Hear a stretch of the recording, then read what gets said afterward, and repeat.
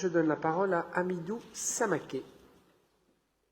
Merci, Monsieur le maire, mes chers collègues. Le secteur du grand âge et de l'autonomie est confronté depuis plusieurs années à des difficultés de recrutement et de fidélisation de ses personnels, alors même, comme je le rappelais hier, que la population qui l'accompagne est de plus en plus importante et que ses besoins en matière d'accompagnement sont de plus en plus diversifiés. Au sein de ce secteur, le service d'aide et d'accompagnement à domicile, SAD, joue un rôle essentiel et souvent négligé.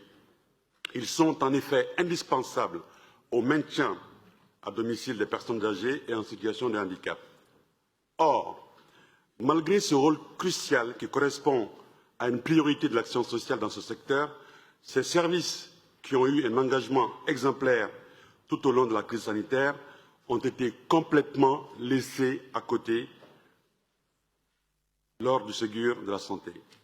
Les auxiliaires de vie qui ont été en première ligne pour accompagner les personnes âgées dans les tâches les plus quotidiennes, même au plus fort de confinement, se retrouvent ainsi oubliés, ce qui accentue les tensions déjà fortes sur ces emplois. Face à un tel oubli, la ville de Paris est intervenue sans tarder et nous avons décidé, dès notre conseil de juillet 2020, d'octroyer une prime de 1 500 € par salarié de SAD associatif, soit un total de 2,9 millions. Cette somme a été compensée pour moitié par la CNSA depuis la fin de l'année 2020, après que l'État a décidé une mesure similaire. 1 an et demi, pas moins, de mobilisation de l'ensemble du secteur a abouti cette année à ce que soit validé nationalement un avenant à la Convention collective des services d'aide à domicile associatif, dite Convention BAD, pour branche de l'aide à domicile. Il s'ensuit une nouvelle classification des emplois et une révalorisation des rémunérations à compter du 1er octobre 2021. C'est bien sûr une excellente nouvelle, mais cette révalorisation salariale, qui ne concerne que le secteur associatif et non le secteur privé, lucratif ou public, revient à 15% d'augmentation de la masse salariale des services concernés, les mettant donc en difficulté de trésorerie.